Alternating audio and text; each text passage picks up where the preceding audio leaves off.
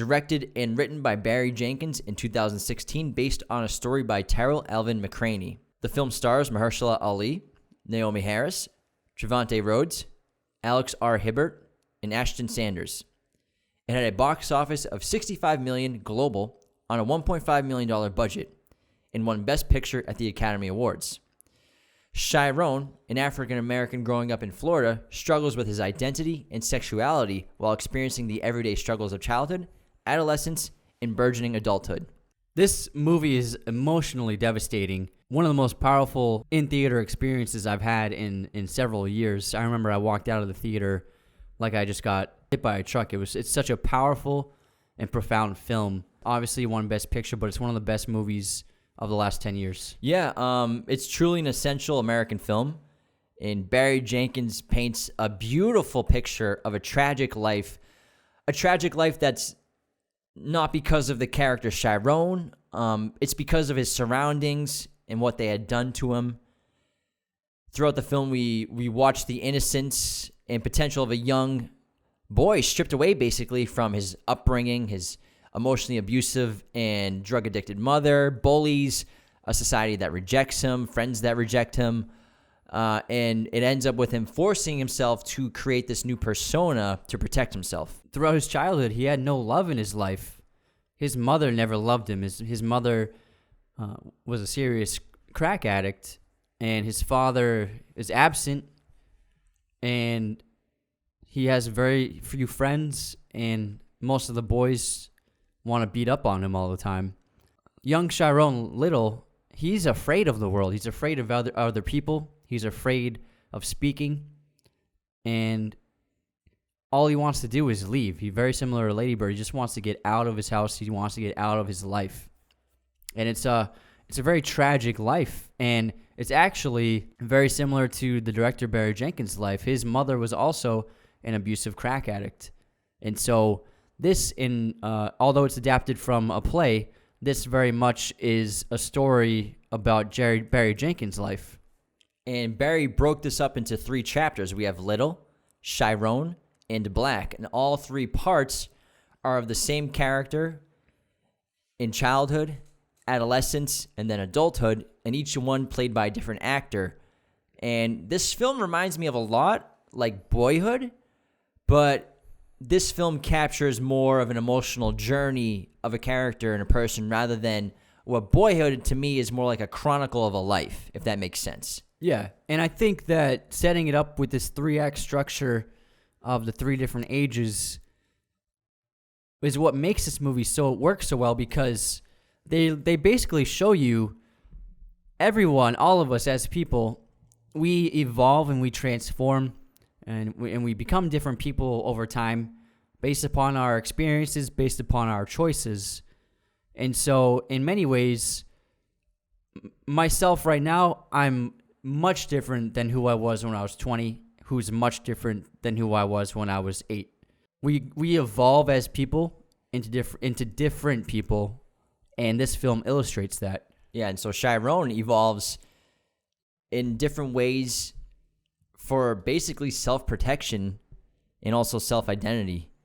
And much like Lady Bird, and also just like in Call Me By Your Name, we're dealing again with identity and how to become the person you want to be, or escape your life, or knowing what path to take in life. And in the first act, when we were following Little, like you said, Little is this young boy. He doesn't fit in with any of the other boys. He gets bullied. His mother doesn't care about him. He spends the majority of the first act, with his head down, doesn't speak much, doesn't get more than 3 or 4 words out at a time. But he eventually kind of gets taken in by this character, Juan, who's phenomenally played by Mahershala Ali. And my God, what a performance this guy gives. And he deservedly won an Oscar for this role, despite being in the film for less than 20 minutes. And why does Juan help Little? Why does he help pull him out of that hole, out of that drug den?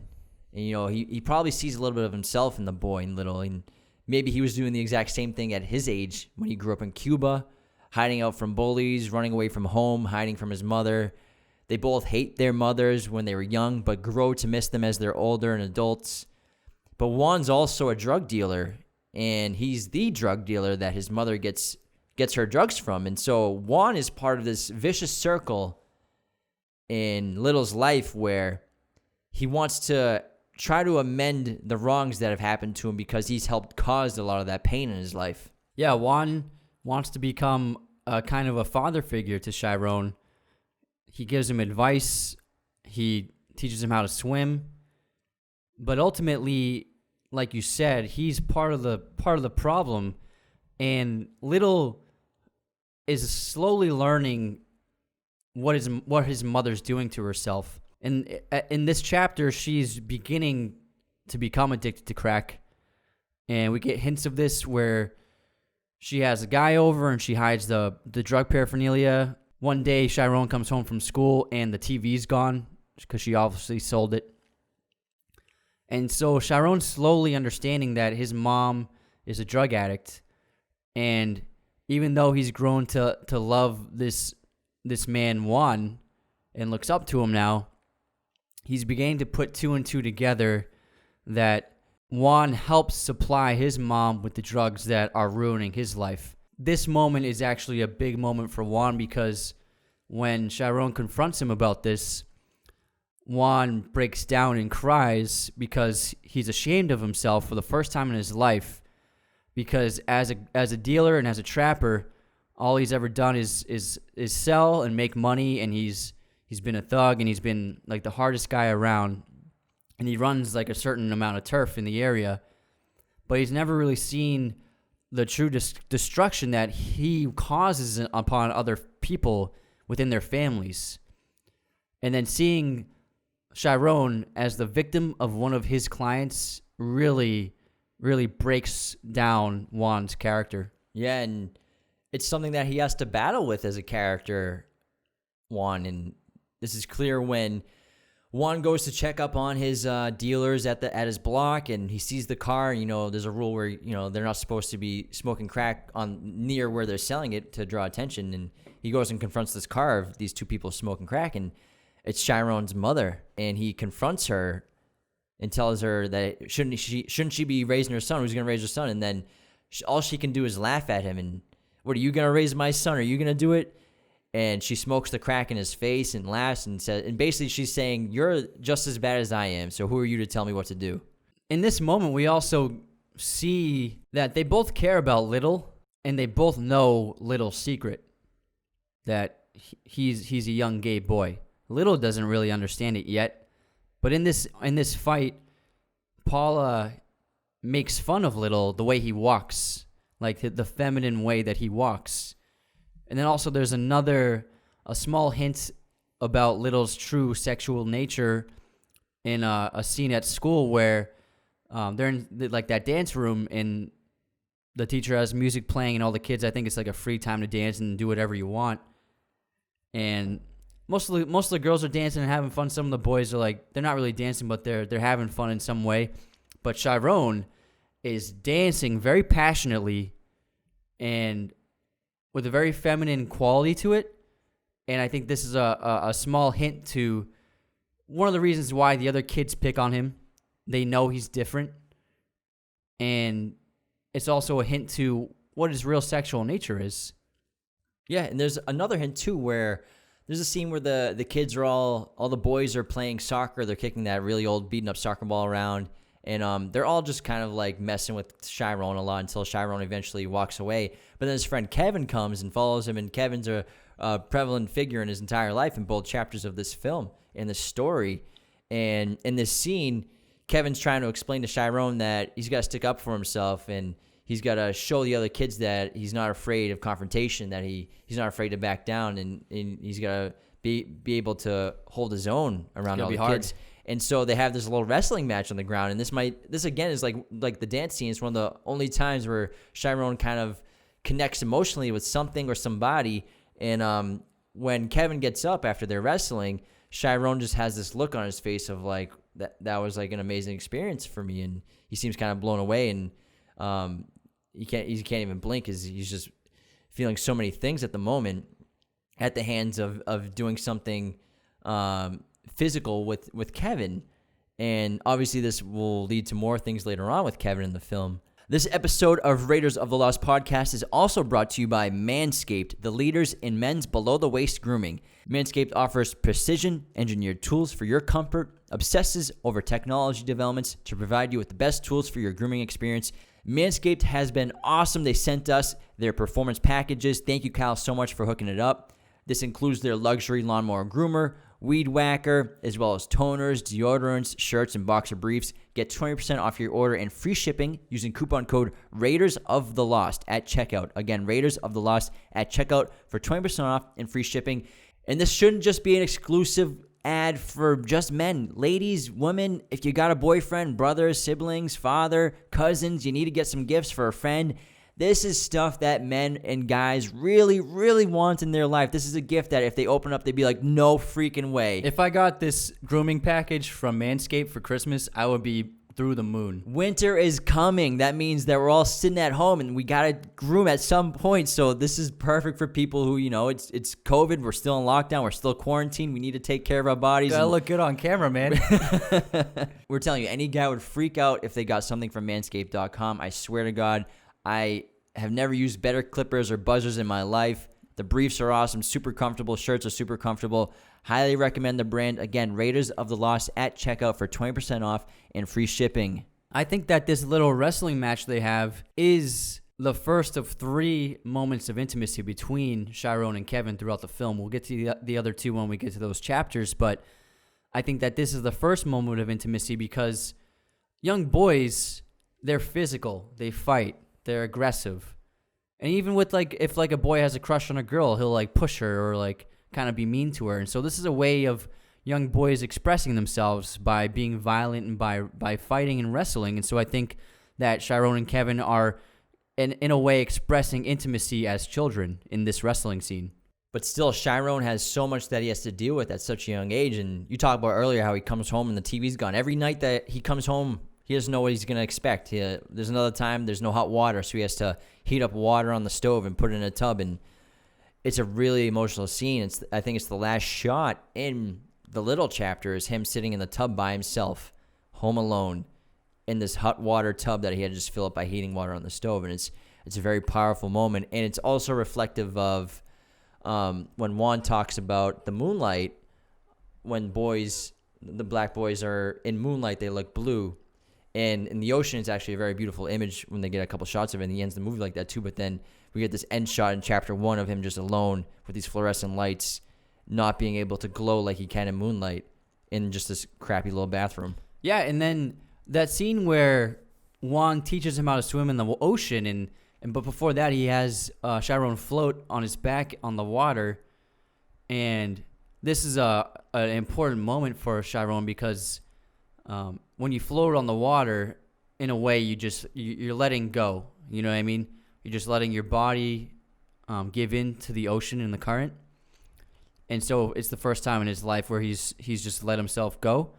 And so that's why every time the film transitions from each chapter, it's through water. So he's in the bathtub, and then when he's older, when he becomes black, his face is in the water of ice. So Barry Jenkins uses water as a device of how he transitions from each age gap. And then chapter 2 is called Chiron. And this is Chiron going through adolescence, and he's in high school now, and his life has gotten worse.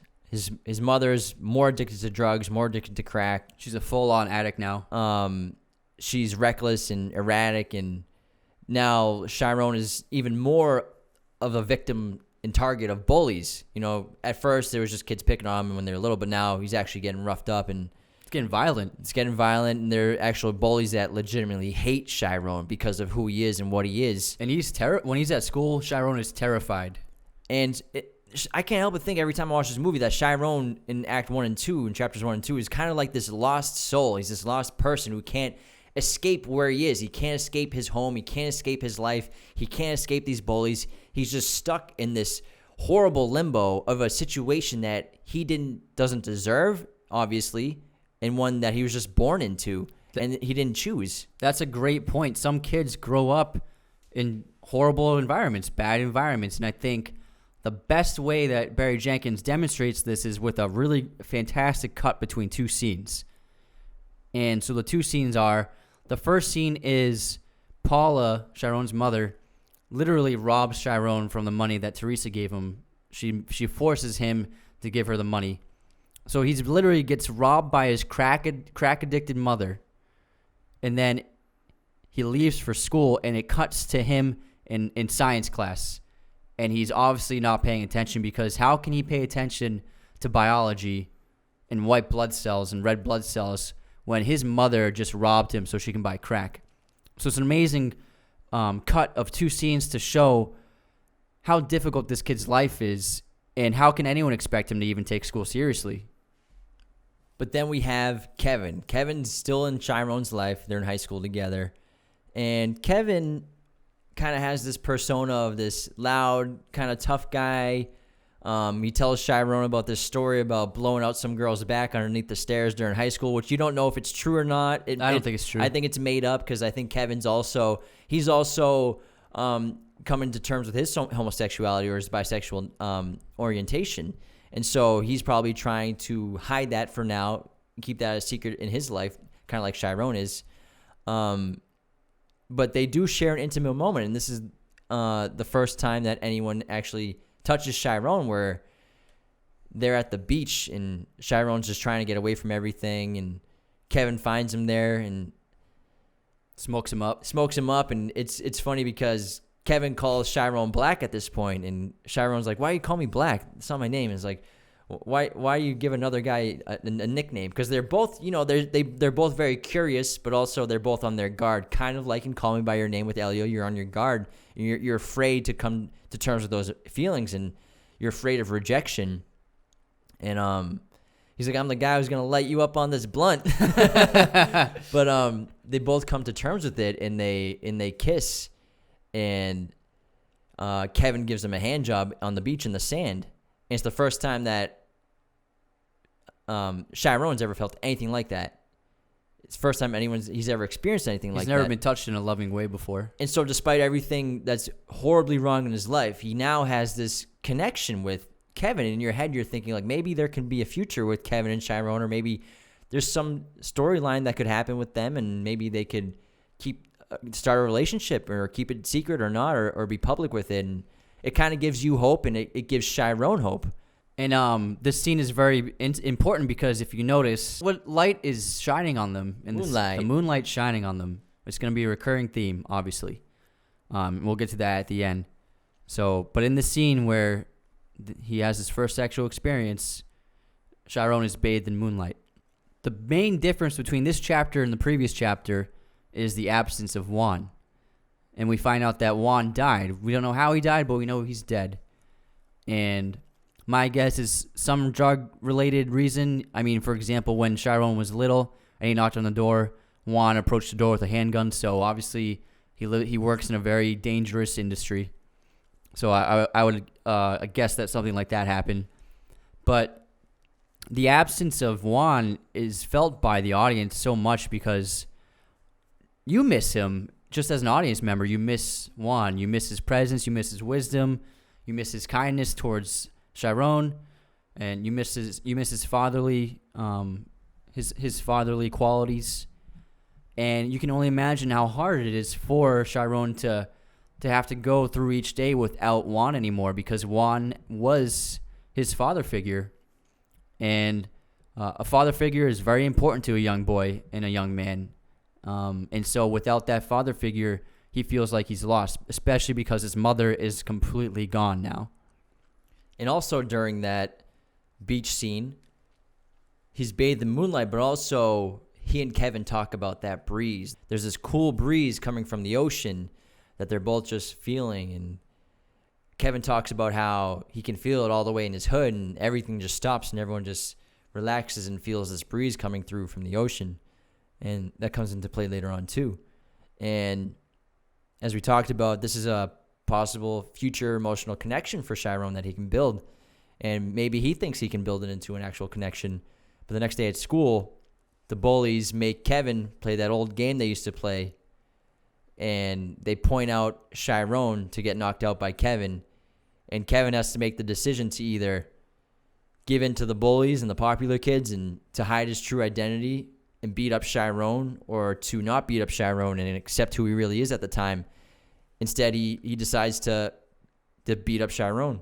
And all the bullies end up kicking him and they just mess him up on the ground. And Chiron took a beating and he's really got some significant injuries.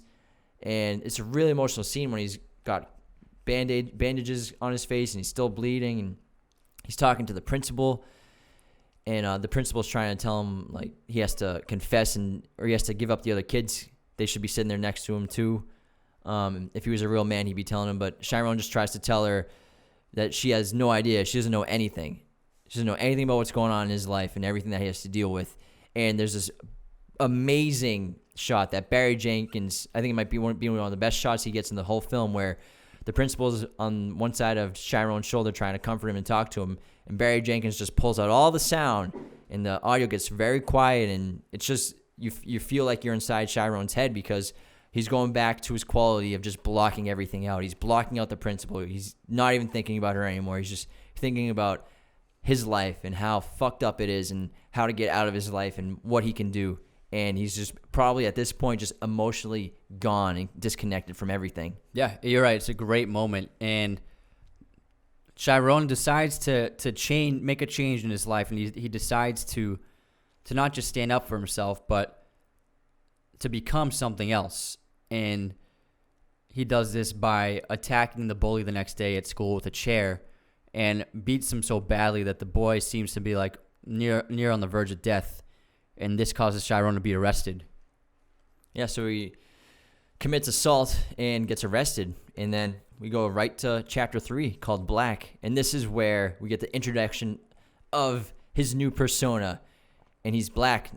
And ironically, Black is just like Juan. He looks exactly like him. He's built like him. He's got a similar car. He's got the crown on the dash of his hood. He's a hardcore trapper. He's the toughest guy in the neighborhood. So he's become what at first as a kid he learned to despise after he learned about what Juan really did for a living and how it affected his life and his mother. Now he's become that. So I think that he adopted all of Juan's characteristics because Juan was his only father figure, and Juan showed him love, and Juan was also a depiction of ultimate masculinity. And so that's why Chiron got jacked, and that's why he has the crown, and that's why he looks and acts like Juan, because he became the most powerful person he ever knew as a way to protect himself. So he became, since he doesn't have Juan in his life anymore, he became Juan to protect Chiron, the Chiron inside of him. Yeah, in the betrayal of Kevin and then his arrest, and obviously you can assume when he was in jail and when he came out, this forced him to create this new persona and to suppress his real urges, his real desires, and his true identity deep down inside, because despite being this tough guy and this jacked dude and the grills and the jewelry and the car, really deep down, which we'll see later on, Chiron is still that very shy, skinny little kid that he was. Yeah, he's just adopted this gangster facade. And ironically, he even he adopted the nickname that Kevin gave him when they were teenagers, Black. So now he calls himself Black. And also, I think it's ironic because Kevin, when they were in high school, was putting on this gangster facade, but he did it when he was a teenager. The same exact thing, and now Chiron's doing it as an adult. So I think that Kevin did the same thing when they were younger, and now Chiron is doing basically the same thing of putting up this tough front to hide who he really is.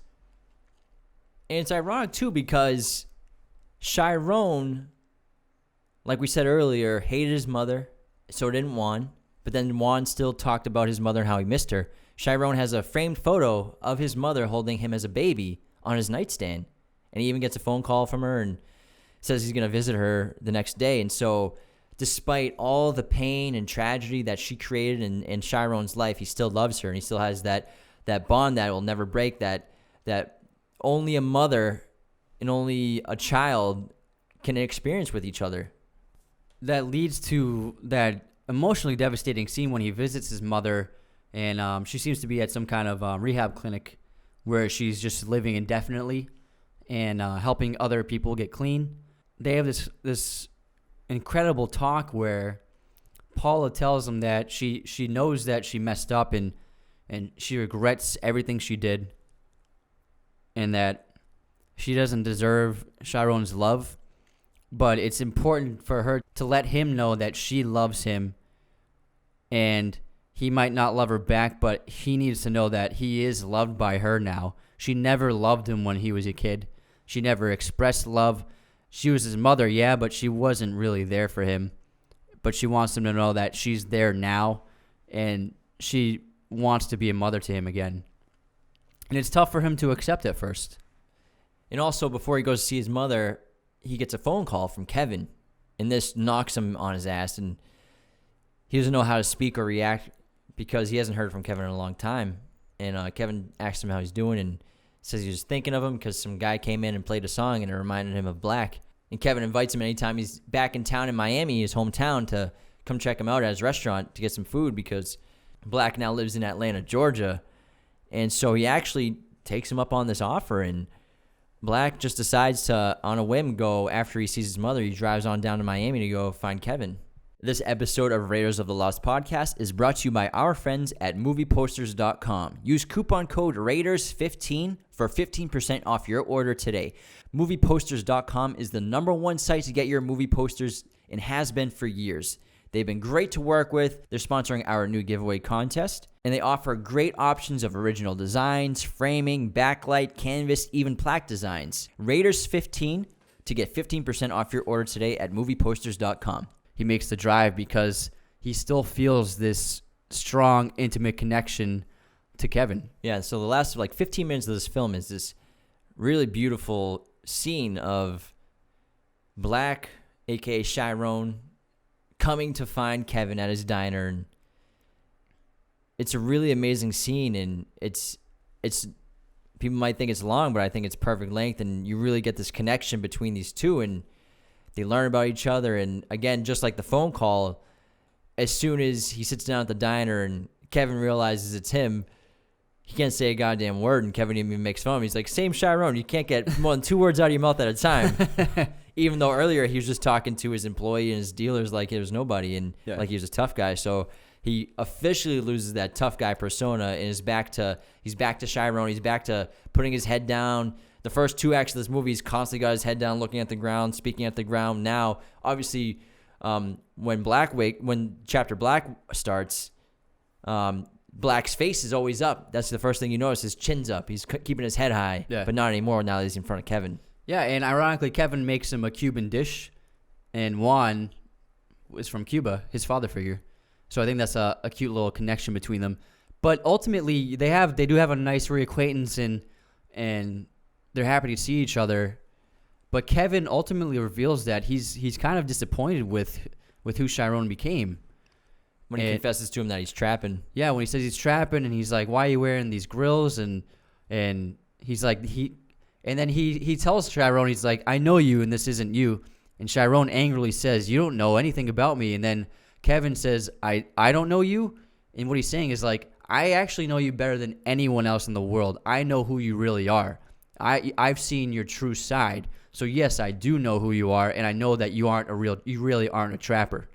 And so that's why Kevin is ultimately disappointed and underwhelmed by what Chiron became. Because he really deep down, like you just said, he knows Chiron. He knows that Chiron, he's not really Black. His name is Chiron, and he's really that skinny little scrawny kid that grew up in horrible conditions. He had the crack-addicted mother, and he's just been reaching out desperately his entire life for some kind of love, some kind of affection. So they almost get in this kind of fight, or at least Kevin tells his true feelings about it, like how you said he's disappointed with Chiron.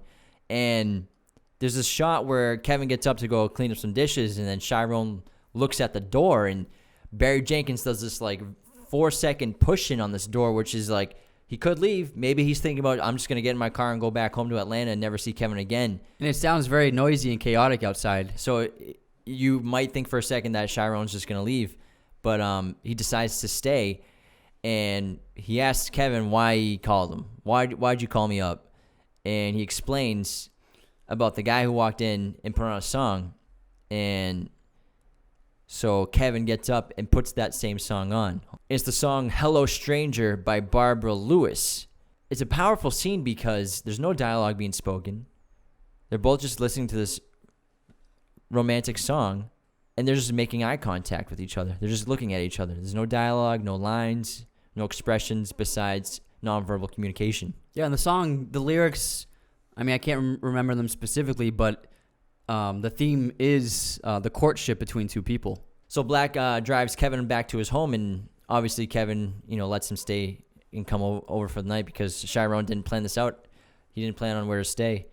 And they go back to talking about how Kevin's a little disappointed in what Chiron's become. And then Chiron reveals why he changed, and he tells Kevin that when he went to prison and he was released, he rebuilt himself from the ground up and became Black and changed his entire persona as a way to protect himself. And so he pretty much kind of like invented Black. Yeah, so Black, again, is this, we talked about multiple times, and especially at the beginning of this part of the episode, that it's this child who creates this new persona as basically like a shield to protect himself, which is what Black is to Chiron. And Chiron's, the last thing he says to Kevin, the last two lines of the film, actually, he tells Kevin that he's the only man that's ever touched him, and pretty much the only person that's ever touched him in his entire life. And this really kind of embodies the character of Chiron, who has been longing his entire life for affection, physical connection, sexual connection, longing, dealing with his suppression of his homosexuality, his mother's pain, the pain his mother caused him, the death of Juan, everything he's gone through in his life. And Kevin's the only person that he's ever had any kind of real connection with. We learned that Chiron, ultimately, he wants to be touched by someone who loves him. He wants intimacy. He's never had it. And it leads to the great finale where Barry Jenkins cuts to what appears to be the bedroom, and Kevin is just holding Chiron with affection and love and comfort. And Chiron is just resting his head on his shoulder, and it's the one thing he's always wanted but never had. And then it cuts to Chiron as a child, bathed in moonlight at the beach. What do you think the moonlight represents? Identity. I think that the moonlight represents freedom and truth. So that's why we see Little on the beach bathed in moonlight, because by allowing himself to open up to Kevin and then being held intimately by Kevin, he's finally freeing Chiron from this facade that he built, and he's finally being true to himself, and he's not going to repress who he is anymore. And so now that he's finally set himself loose and he's out in the open, we cut to the moonlight because he's finally free. This film is full of the theme of betrayal. A lot of characters betray things that are important to them. I mean, obviously, Chiron's mother, Paula, betrays him, treats him basically not like a son at all. Treats him with disgust at times, contempt. There's that emotional scene where she's in the hallway high and just staring at him with rage and screaming at him. Then she slams the door into her room. Juan himself, he, in a sense, betrays Little because he's the one that's providing the drugs for Chiron's mother, so he betrays him. And Chiron even betrays his own true identity when he becomes Black. Kevin betrays Chiron in high school when he attacks him in order to keep up his tough guy persona and his fake identity. And again, the end of the film is coming to terms with who you are and accepting who you are. Yeah, it's a really beautiful, profound movie. It deserved the Oscar for Best Picture for sure. And unfortunately, this movie was the one that had the mix-up at the Oscars where Warren Beatty read the wrong title, read La La Land, who for Best Picture, and this was a horrible mistake. And it's insane that this happened, and how he was handed the wrong card for the announcement of the winner of Best Picture at the Academy Awards is mind-blowing. Yeah, what happened was he was accidentally handed the card that said Emma Stone Best Actress for La La Land, because there are duplicates made of every card, so there was left over, and it was given to him by accident. So when he opened the envelope, he got very confused. You can see the confusion on his face. And then it said La La Land on the card, so he just said La La Land, thinking that was right. And it ended up being one of the most bizarre moments in Oscar history. Yeah, and obviously it doesn't take away from the fact that Moonlight was deservedly the best picture that year and the best movie of the year, obviously. But how does this happen? First of all, hopefully the person who did this is fired and banished from California in general in the industry. And also, you should not have 85-year-old, 90-year-old people reading cards for Best Picture winners. Let's just nip that in the bud. Yeah, because I think if someone who was more astute would have been like, oh, this says Best Actress card, I need the Best Picture card. Rather than a 9-year-old man who's kind of on his rocker a little bit. He's got 80 million people are watching him. He's obviously like, But it's a wild moment. A really cool fact about this movie is that Brad Pitt actually provided the money for the budget and the distribution for the film. So he actually won an Oscar for the Best Picture because he put up the money for it. Plan B. Plan you go. B. One of the most amazing facts about this film is that Naomi Harris shot all of her scenes in just 3 days' time. So she had 3 days in between the ending and wrapping, I think, of the James Bond movie she was in, and then she had to do some publicity too. So she had 3 days to do this entire role. Also for visa. Oh, yeah, so she had issues with her visa too. Yeah. The scenes that she's in span 15 years of the character's life, and her makeup is incredible in terms of what they did so quickly, and it's just a testament to Naomi Harris's immense skill as an actor. And her voice changed, especially when she's older. She sounded old. Yeah, and it's hard to find actors that talented to do what she did on such a short notice, and she won Best Actress, right? Best Supporting Actress, I think. Nominated, okay. This is the first LGBTQ film and the first film featuring an all-black cast to win the Academy Award for Best Picture. And I think it's the lowest budgeted film to win Best Picture since Rocky. Yeah, at $1.5 million. We also have a Patreon now, so you can support us there monthly. And also patrons get perks like personalized videos sent to them by us, sneak peeks at upcoming videos. And our top tier patrons also get a monthly shout out on the podcast once a month